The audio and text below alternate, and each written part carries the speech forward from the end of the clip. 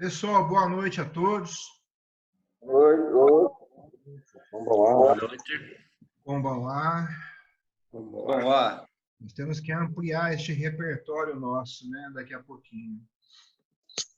Possivelmente hoje o pessoal... Vamos lá. Tudo na Santa Paz, Sensei? Tudo bem, meu velho, e por aí? Então, graças a Deus, estamos aí. Na quarentena, nós estamos firme e forte. Será que seus alunos vão entrar? Não sei o Suemar, provavelmente o Reinaldo sim. O Suemar está trabalhando, né? Com certeza. Valfrido, tá me ouvindo bem? Vamos lá. Ô, senhor. Ô, meu velho, feliz em revê-lo aí conosco. E aí, Júnior? Tranquilo? Alex? Tranquilo. Alex? Senhor. Boa noite. Boa noite. Seu Elis? Ai, tudo tranquilo. Tranquilo, Tudo tranquilo. bom? E aí, o Irajá, tudo na paz, né? Graças a Deus, Sensei. Estamos bem na vontade. Isabela, você está aqui conosco. Esse negócio de ficar em casa, né? Isabela, como vão lá? Olá, tá me ouvindo? O seu sonho está meio preguiçoso, está meio anêmico, viu? Vou descobrir o que está acontecendo. Está deixando ele no mínimo. É para a mamãe não ouvir barulho, aí você deixou no mínimo e esqueceu. Pior que não. O meu som está bom para vocês, pessoal? Sim. Se tiver muito alto, vocês reclamem, eu baixei um pouquinho, tá bom? Está entrando o Adriano. Adriano, como vão lá? Boa noite. Osso, tudo bem? Adriano. O áudio dele está meio estranho. E nem aparece o controle de áudio dele aqui para mim. Adriano, tudo bem? Acho que não está ouvindo. Todos os participantes estão com o som ativado, mas o dele nem aparece o ícone para mim. Tudo bem. Eu imagino que muita gente não vai entrar porque vai estar ansioso e aguardando a manifestação do senhor Bolsonaro, né? E aí, Adriano, tudo bem contigo? Graças a Deus. Então, tá bom. Pessoal, como todos que estão aí estão acompanhando legal, a gente deve parar. Eu procurei, acho que eu mandei para vocês 8h20, 8h25, né? Então, vamos dar início já ao nosso trabalho.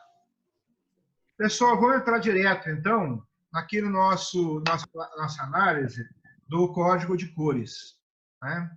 No código de cores, eu vou deixar o som de vocês ativado? Não, vou desativar, melhor, né? Qualquer coisa vocês dão um toque, tá bom? Permitir que os participantes tenham seu próprio som. Prontinho. Tá. Então, nós falamos que o estado relaxado, aquele estado de não prontidão, é caracterizado pela cor branca. Então, futuramente, a gente conversando, podemos falar, ó, tal pessoa está branca, né? O branco. É no sentido de que ela realmente está distraída com tudo que está acontecendo ao seu redor. Relaxamento total, pensamento disperso, né? E pode ser ocasionado, tá, gente, por cansaço, na crença de que não há possibilidade de problemas. A pessoa está num local tranquilo, eu estou em casa, que eu não corro risco nenhum. E aí a pessoa relaxa um bocado, né? O seu estado mental está despreparado, né, para um eventual confronto, o que aumenta consideravelmente o risco dessa pessoa dançar, ter problemas, né, ser realmente infeliz. Às vezes a pessoa vê até o atacante, conclui que vai acontecer alguma coisa, mas não acredita nisso, sabe? Tem pessoas que não acreditam que você pode estar passando na rua e, de repente, ser agredido gratuitamente. Eu conheço muitas pessoas que acham, são budistas sem saber, né? Adeptos da teoria de causa e efeito. Então, você fez alguma coisa que estressou aquelas pessoas, por isso que te agrediram. Às vezes, o fato de você existir já irrita alguém, né? É um negócio meio complicado. Esse praticante distraído e alheio aos riscos estará aumentando a sua própria insegurança e a das pessoas que dependem da mesma.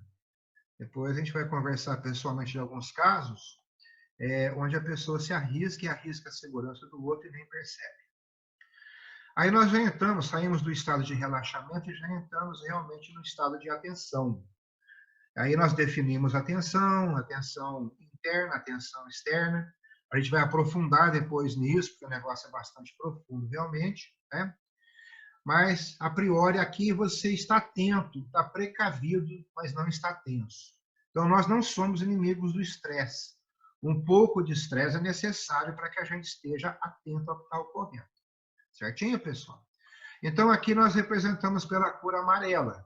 Apresenta calma, está tranquilo aparentemente, mas mantém uma constante vigilância das pessoas, lugares, coisas e ações que ocorrem ao seu redor. Então, você está de boa, assim, balançando a cabeça para lá e para cá, etc., né? Analisando o que está acontecendo. E isso se torna depois uma coisa assim, até inconsciente, então dá para fazer tranquilamente. Aqui a gente colocou que não há identificação de nenhum ato hostil, mas mesmo assim você tem consciência que uma agressão é possível, pode ocorrer. E acontece, sabe? Acontece. Às vezes a roupa que você está utilizando, até o fato de você não estar percebendo uma pessoa, ou estar percebendo demais, olhando uma pessoa lá na frente que está no meio ali, acha que, né? Então, são situações que é bom interessar, observar. Aqui a gente percebe e avalia constantemente o ambiente, atento para qualquer sinal que possa indicar uma ameaça potencial. Isso aqui é igual ao exame de faixa, o sujeito chega aprovado. E a gente assiste aquilo sem procurar nada. Na banca, eu costumo agir assim, as pessoas estão agindo. Aí, se um determinado local é para fazer um guiaxo que o cara faz um maigeri, ele destoa. Então, aquilo chama atenção. Tá? É assim que funciona. No estado de atenção, o praticante está sempre preparado para empregar ações de respostas adequadas, compatíveis. E é desta forma que um praticante deve agir. Então, aqui a gente vai estudar para valer depois o hábito, a força do hábito, o condicionamento, né, técnico, que aqui vai entrar a prática constante das artes marciais. Tá? O estado de alerta. O problema já existe e você está ciente que um confronto é provável. Então, aqui nós já passamos para a cor vermelha.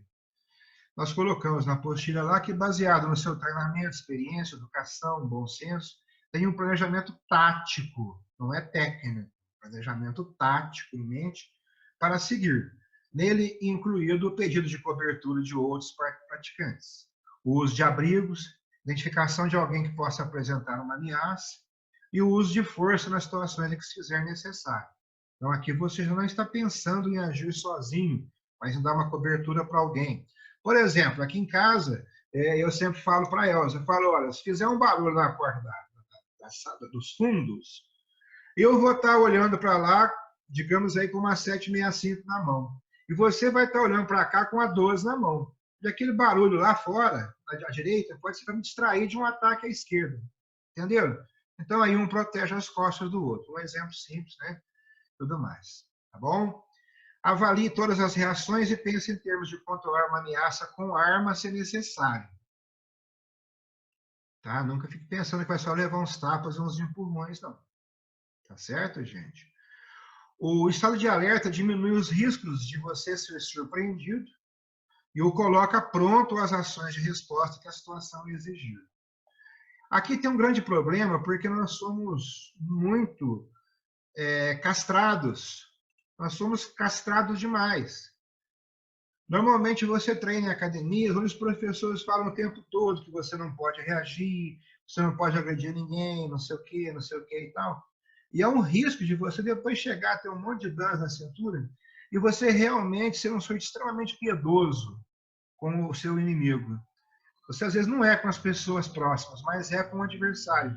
E você tem um certo dó, digamos assim, uma certa piedade de bater. Então, é necessário que haja um condicionamento mental específico para você saber realmente o que pensar, para você ter o ímpeto da reação. A gente vai ver isso aqui também depois, por isso que é um assunto muito amplo. Então, algumas perguntas aí que até já foram colocadas, a gente não parou para ver realmente a fundo, porque não dá no momento, é coisa muito ampla, a gente vai seguir uma certa uma certa diretriz, tá bom? Estado de alarme. O risco é real e a reação instantânea é necessária. Está acontecendo uma situação grave, estamos aqui na cor laranja. Focaliza a ameaça e tem em mente a ação necessária para controlá-la. Com intervenção verbal, força física ou força letal, conforme as circunstâncias exigirem. Então, até essa defesa pessoal, ela acontece até a nível verbal, a nível mental, para você controlar, emocional, para você controlar as suas emoções, e também afetar as emoções dos atacantes ou do atacante, né? O que você fala pode afetar os outros e pode afetar vocês. Eu vou dar um exemplo. Lembrem-se que eu adoro sorrir, gargalhar em situações de extremo risco, né? Vocês não imaginam em algumas circunstâncias como isso afeta as pessoas que estão em volta de você. Você está louco, elas imaginam, pô, esse cara está possesso, tem alguma coisa errada acontecendo. Isso já influencia, já dá um baque, tá? Depois a gente vai ver isso aí em detalhes, o sorriso, né, a gargalhada, o olhar, coisa assim que normalmente no treinamento do dia a dia não se comenta a respeito, tá bom? Então nós temos também aqui que saber até que nível reagir. Ah, eu treino artes marciais, o karatê significa mãos vazias. Não sei onde que arrumaram isso. O Sensei Funakoshi deixou bem explícito que não é isso. Então, embora os caras tivessem cada um com uma arma de fogo, eu fiquei no meu kamae. Já era. Não está mais aqui, né? O seu preparo mental e o seu treinamento colocam em plenas condições de realizar sua defesa de terceiros. E apesar da urgência, as decisões devem ser racionais. Se você for atacado aqui, certamente você será capaz de destruir o inimigo antes que esse agressor se dê conta do que está ocorrendo. E aqui, então, a gente percebe que está numa situação em que você não está mais go no 100, você já está no mínimo 100 no 100. Então, para quem está assistindo, muitas vezes você é o agressor. Tem que tomar um certo cuidado de se preservar aqui. A gente vai ver nas próximas graduações, nas próximas cores, tá bom? Agora, na cor verde, já é o estado de combate. É quando você entra em ação de fato. Aqui já está acontecendo realmente. É quando o combate está em pleno curso, as armas já estão, né, empunhadas, decisões tomadas. É o ponto do qual não há volta. Então, muita gente quer retornar daqui porque se choca, não tem coragem de ser o agressor, né, a nível de defesa. A melhor defesa, às vezes, é o ataque, mas a pessoa não foi treinada para isso. A gente é muito treinado a não reagir, né? Se for te assaltar, não reaja. Entregue o que ele quer. Se invadir a sua casa, deixa, sua vida é mais importante. Às vezes o cara vai te matar depois, aí é complicado. Nesse ponto, então, é a própria batalha em andamento. Tá bom? Então, estamos na graduação, na faixa verde. E como é que as coisas acontecem agora, quando você está em combate? E aqui que começa a entrar os pontos interessantes para se analisar. Durante o combate, podem ocorrer as seguintes situações. Na cor roxo, o roxo, o pessoal costuma falar, fulano ficou roxo de medo. Legal, vamos aproveitar isso, né? Na cor roxa, quando o perigo se mantém por um período de tempo prolongado, ou o praticante enfrenta um perigo para o qual ele não está preparado, o organismo todo entra num processo de sobrecarga. Então, interessante. Olha, os caras estão, um está com uma faca, o outro está com um bastão, o outro está com uma arma de fogo. Eu nunca treinei com isso, porque karatê é mãos vazias, e aí você não sabe o que faz. Mesmo que você tenha condições físicas, digamos assim, de dominar a situação, nem sempre isso vai ser possível, tá? O praticante ainda consegue dar respostas compatíveis e funcionar com certa adequação. Mas caso isso se mantenha, ele começará a apresentar reações inadequadas ao estímulo enfrentado. Está com uma gasolina meio suja, né? Poderão acontecer, inclusive, falhas na percepção da situação em que ele se encontra. Isso caracteriza o estado de pânico. Na entrada deste pânico, desse estado, há um retorno parcial e momentâneo ao estado de alarme, o que propicia alguns momentos em que, ainda estando à beira do praticante, à beira de um colapso, ele tem até alguns lampejos de alta performance. Aí aparecem os heróis, né? Aquele que teve a sorte de escapar vivo. Tá? Lembrando que o pânico é o medo de ter medo. É complicado. O medo pode ser muito útil para nós e é fundamental. Mas o pânico, aí a coisa já é complicada. É importantíssimo sabermos interpretar esses lampejos como um gravíssimo sinal de perigo e nunca como indicativo de que ele suporta bem a pressão e que esteja apto a render ainda mais. Isso quando nós estamos observando. Eu falei para vocês que na introspecção, na análise do pensamento, né, atingindo realmente o espírito, a alma do sujeito no seu conteúdo mais profundo, a pessoa colérica, lembra que a gente falou, né? Deu o exemplo ontem. Ela não tem como se analisar naquele momento. Não tem jeito. Ela está opaca para si própria. Tá? O pânico é o descontrole total que produz paralisia. É chamado assim porque a sua mente está em apagão, fazendo com que o seu estado mental não lhe proporcione condições de defesa.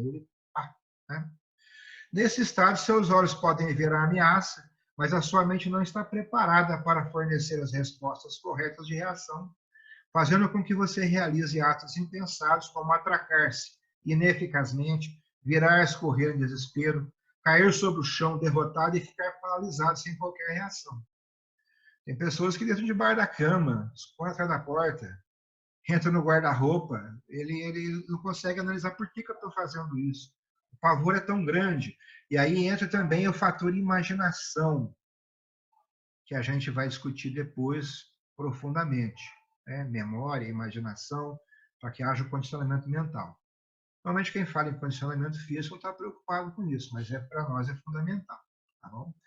Depois disso, então, nós tivemos essa visão em túnel, essa visão fechada aí, onde a pessoa não conseguiu reagir. E agora nós vamos passar para a cor marrom, que vai ser o oposto disso. Vai ser um estado de fúria, uma agressividade descontrolada. Quando você está muito irritado, muito ofendido, muito magoado, pode acontecer de você se descontrolar e exagerar em suas reações, tornando-se muito agressivo e infringindo os limites legais da sua reação. O que significa isso? Temos que ter conhecimento de leis, o que caracteriza a legítima defesa, quais são os limites da mesma, o que eu posso fazer, o que é que eu não posso. Né? Aqui, nesse caso, você pegou a cabeça do sujeito, está batendo no chão e não para mais, não se controla. Então, tanto o nível roxo quanto o nível marrom, né, eles são, assim, questionáveis. Tá bom? E aqui é interessante, a gente está trabalhando exatamente as cores utilizadas no estilo Shotokan, vocês perceberam. Tá? Aí nós vamos passar para a cor preta. Vou fazendo um resumão hoje para a gente poder depois aprofundar. Isso aqui é matéria para bastante tempo de estudo. A preta aqui representa o estado de domínio. Em algumas escolas que usam 2, 3 ou 4 cores, o preto é a situação do pânico para eles. É a cor onde a pessoa não consegue raciocinar e ela está realmente perdida em si mesma. Ela faz uma hiperintrospecção, se esconde dentro de si mesma e não tem reação. Ela não se projeta mais para o mundo lá fora. E o mundo lá fora continua caindo sobre ela. Tá? Aqui no nosso caso, não. O preto para o praticante é a cor do herói, é a cor do guerreiro. É a cor máxima. Tá certo, gente? E então, pedindo aqui para o Rocha iniciar o vídeo dele. Na cor preta, há uma reação adequada à situação. Você consegue dosar suas atitudes com o que acredita ser o adequado. Olha que interessante isso. Logo, é necessário amplos conhecimentos atualizados para evitar agir de acordo com suas ideias, com o que acha ser o correto, mas muitas vezes em desacordo com as leis vigentes naquela época e naquele lugar. Então, nós sabemos que tem leis que valem para o estado de São Paulo e que não valem para o estado de Minas e vice-versa. As pessoas falam há muitos anos por aí, isso é arma branca. Não existia na legislação mineira, por exemplo, uma definição do que é arma branca, o que caracteriza a arma branca. É uma definição vulgar, uma definição do senso comum que as pessoas utilizavam, mas não mais que isso. O ano passado, retrasado, não me lembro bem, houve realmente a implantação de uma lei em Minas Gerais, onde se define em Minas Gerais o que é uma arma branca. Tá bom? Então, pessoal, é interessante a gente fazer agora um resumo rápido disso aí. Então, na faixa branca, está despreparado, está dormindo, mentalmente em outro lugar, está distraído, e ainda tem o caso de uso de medicamento, de drogas, bom levar em consideração. A gente fala que quando a pessoa não tem atenção, ela pode estar cansada, com sono, com fome, deficiência mental também vai provocar isso aí, por aí vai. Na amarela, atenção, algo pode acontecer, tipo assim, parece que eu ouvi um barulho lá fora, você. Na vermelha, você já está mais alerta, possibilidade alta de acontecimento. Aí você já levanta a cabeça do travesseiro para ouvir, será que eu realmente ouvi um barulho? Normalmente aí a gente mente para a gente, não está acontecendo nada não. Aposto que algum de vocês já fizeram isso. Cachorro está latindo? Tô, bobeira. Vira para o canto e dorme. Impressionante isso, né? Na laranja, nós temos aí o estado de alarme. O acontecimento já está prestes a se concretizar, a coisa está ficando feia realmente, o início do fato é iminente. Eu tenho certeza que acabaram de forçar a porta da sala, a porta da cozinha. Alguma coisa já está acontecendo. Aí nós passamos para verde. Fato acontecendo. Você já escuta passo na tua casa e você já está assim, vendo que alguém está virando ali o corredor em direção a você. Aí você tem a opção do roxo, que é o pânico. Você foge ou fica paralisado. Tem um apagão, tem uma hiperintrospecção, como eu coloquei, não é nenhuma introspecção. Você não consegue pensar em uma saída. Aquele que fala assim, eu treinei, mas não consegui fazer nada. Treinou pouco, não treinou adequadamente. Treinou só o corpo. Né? Se fecha ou busca uma posição fetal, ou né, aquela posição em que você se esconde, descontrola, você fica sem reação e você se torna a vítima perfeita. Eu conheço casos de casais aí em que quando a mulher está no quarto, o casal, quando a mulher procura o marido, ele sumiu, entrou debaixo da cama. Acontece. Né? Acontece. No caso da roxa. Na marrom já tem aquele excesso de agressividade, a pessoa já se torna muito agressiva, descontrole na sua reação, né? Acontece com excesso, já descaracteriza a legítima defesa, né? Consegue dominar o adversário, mas exagera e passa de vítima a agressor. Né? Vai ser difícil depois você falar, me defendi, e o cara está todinho arrebentado, é meio complicado. Né? E na preta, o domínio, controle do fato, controle do acontecimento, já está mais tranquilo ali, sabe dosar atitudes com o que acredita ser o adequado. Para isso, eu volto a falar que tem que conhecer de legislação, conhecer a lei, quando você vai para um determinado local, saber tem alguma coisa diferente no modo das pessoas agirem ali, né? Por exemplo, um karateca na rua vai prender um bandido aí, enfia uma laxa de iodão, Muratobi na cabeça dele. Está ferrado. Isso hoje em dia, eles vão falar, seu comunista, vermelho, e assim vai, né? Acredita ser adequado. Atira no abdômen do suspeito e faz com que ele se renda. Afinal, ele já está desarmado. Né? Tem que atirar nas pernas, né? Quando eu fazia o serviço militar, o comandante nosso dizia o seguinte, você dá um tiro para cima, quando a pessoa se aproxima, né, falando para ele parar. E se ele continuar a avançar, você dá um tiro nele. Né? E aí ele dizia para a gente assim, em off, dá um tiro no sujeito primeiro, depois dá um tiro para cima. Quem vai saber para onde foi o primeiro tiro, né? Que horror, hein? Tá bom. Tá aí um resumão, eu vou ativar o som de vocês. O áudio de vocês esteve bom? Oi. Pessoal, uma boa noite para o Reinaldo, que está participando hoje conosco, né? Tudo bem, Reinaldo? Tudo bem, boa noite a todos. Boa noite. Boa noite. Primeira vez que eu uso esse aplicativo, eu estou meio perdido. Bom, acho que a gente fez um resumão, depois vai ficar trabalhando dentro desses conceitos, mas deu para ver. A gente está trabalhando dentro das cores do nosso estilo, Shotokan, né? E tudo mais. Pessoal, eu acho que a gente tem acho que 3 ou 4 minutos apenas, ao risco de cortar a nossa comunicação de repente. Então, já de antemão, uma boa noite para vocês. Oyasumi Nasai. Oyasumi Nasai. Isso. E se não cair, só mais um comentáriozinho para vocês. Amanhã estamos repetindo da mesma forma às 20 horas. E eu grafei aí para... Alguém tem alguma pergunta de hoje? Rapidinho? Eu grafei para vocês um Konbanwa. Perceberam? Um pouquinho diferente da nossa. Normalmente, quando vocês já entenderam que quando você for digitar para conseguir a letra em japonês, você vai digitar o HA e não se lê HA. Aí ele vai ser lido WA, tá? Konbanwa. Mas em todos os livros que a gente vê, em toda a comunicação do dia a dia, está o W. Só de quando a gente for escrever em japonês, que a intenção é essa, que vocês escrevam um pouquinho, possam fazer as suas pesquisas em sites japoneses, vai ter que digitar, não pode digitar o W. Mas na comunicação nossa, a gente vai manter o W, que é o que está sendo usado por aí. É igual o termo kimono, né? Você vai comprar, você pede um karategi, os caras não sabem o que é, tá bom? Nossa. Pessoal, se manifestem se quiserem lá no WhatsApp. Eu sei que a maioria vai ver o Bolsonaro agora na sua palestra, né? Na sua manifestação. Ok. Uma boa noite para vocês, Valfrido, Gilmar, Alex, Celes, Irajara, Isabela, Adriano, Thiago, Rocha e Reinaldo. Um abraço.